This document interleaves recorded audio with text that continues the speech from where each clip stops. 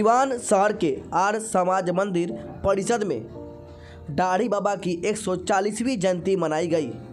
इस कार्यक्रम में बिहार विधानसभा के अध्यक्ष अवध बिहारी चौधरी, पूर्व नगर सभापति अनुराधा गुप्ता, भाजपा नेता संजय पांडे, जयप्रकाश गुप्ता सहित अशोक गुप्ता, डॉक्टर राजा सहित तमाम लोग मौजूद रहे और दाढ़ी बाबा की जयंती समारोह पर पुष्प अर्पित कर श्रद्धासुमन अर्पित की।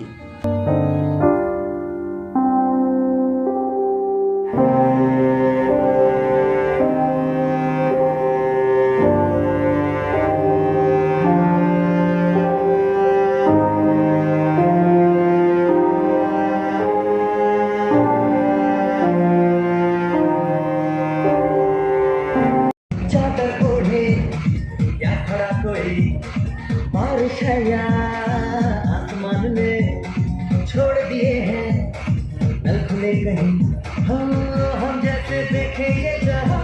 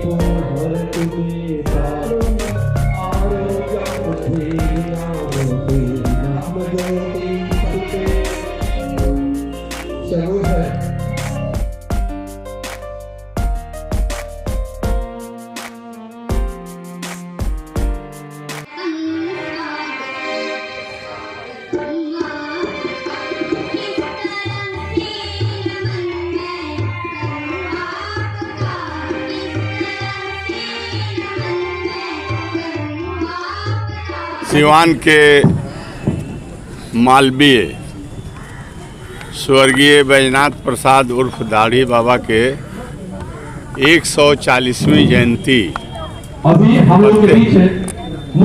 प्रत्येक वर्ष की भांति इस वर्ष भी हम मना रहे हैं और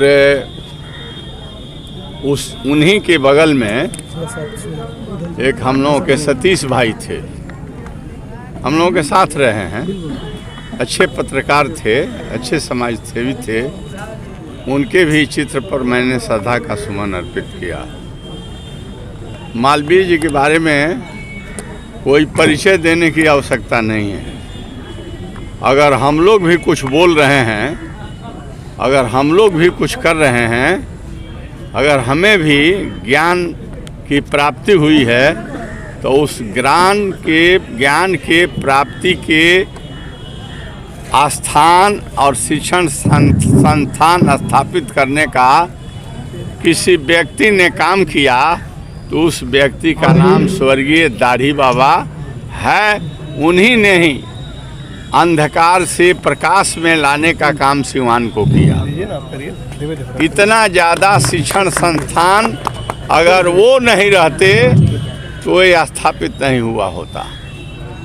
शिक्षा के प्रति उनकी रुचि थी और वो इच्छा शक्ति के मजबूत थे और बड़े ही साधारण व्यक्ति थे और उनको देखकर ही लगता था कि एक महान संत का दर्शन हुआ है। हम तो स्वयं उनके चरणों में मतलब अपना माथ पटका हूँ, उनको चरण स्पर्श करने का मुझे अवसर प्राप्त है। मैं सौभाग्यशाली हूँ और अनुशासन के पक्के थे और शिक्षा के क्षेत्र में रात दिन कैसे सिवान जो है आगे बढ़े, शिक्षण संस्थान बने, इसके प्रति ही दाढ़ी बाबा हमेशा मेहनत किया करते थे।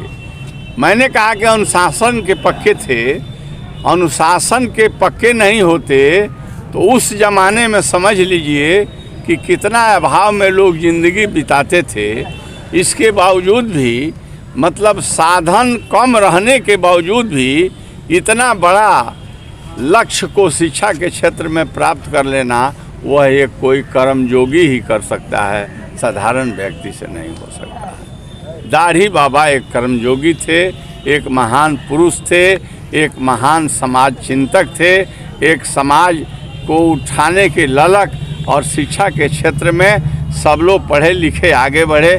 आज हम बोलते हैं, उस ज़माने में वो बोल गए थे, पढ़ोगे तो आगे बढ़ोगे, शिक्षित बनोगे तो लक्ष्य को प्राप्त करोगे, शिक्षित बनोगे तो अपने अधिकार को समझोगे। तो दाढ़ी बाबा महान व्यक्ति थे, व्यक्तित्व के धनी थे और उनको हम मतलब जितना याद करें कम होगा। और मैं तो समझता हूँ कि इस सिवान में दाढ़ी बाबा के कीर्ति को कभी भुलाया नहीं जा सकता। जब तक धरती आकाश रहेंगे दाढ़ी बाबा आपका नाम रहेगा। और कोई ऐसा व्यक्ति नहीं है जो दाढ़ी बाबा के नाम रखने पर उनके मन में श्रद्धा उनके प्रति नहीं हो जाए। वो एक आकर्षण के केंद्र रहे हैं सिवान के, तो हमेशा वो मर करके भी जिंदा है, जिंदा रहेंगे और हम उनको याद करते रहेंगे। हमें संकल्प लेना चाहिए उनकी जयंती के अवसर पर कि शिक्षण संस्थान बनाने में कोई आदमी आगे बढ़ता है, शिक्षण संस्थान खोलने का काम करता है, तो आगे बढ़ कर के उसको मदद करना चाहिए ताकि ज़्यादा से ज़्यादा शिक्षण संस्थान खुले और ज़्यादा से ज़्यादा हम लोगों के बच्चे नियरेस्ट पॉइंट पर एजुकेशन ग्रहण कर सके। यह हमारा संकल्प होना चाहिए। मैं उन्हें नमन करता हूँ, श्रद्धा सुमन अर्पित करता हूँ, प्रणाम करता हूँ, याद करता हूँ। और हम कहना चाहते हैं कि जब तक सूरज चांद रहेंगे दाढ़ी बाबा का नाम अमर रहेगा। बहुत बहुत धन्यवाद। प्रत्येक वर्ष की भांति इस वर्ष भी आर्य समाज के संस्थापक स्वर्गीय वैद्यनाथ प्रसाद उर्फ दाढ़ी बाबा की जयंती समारोह आर्य समाज के सौजन्य से मनाया जा रहा है।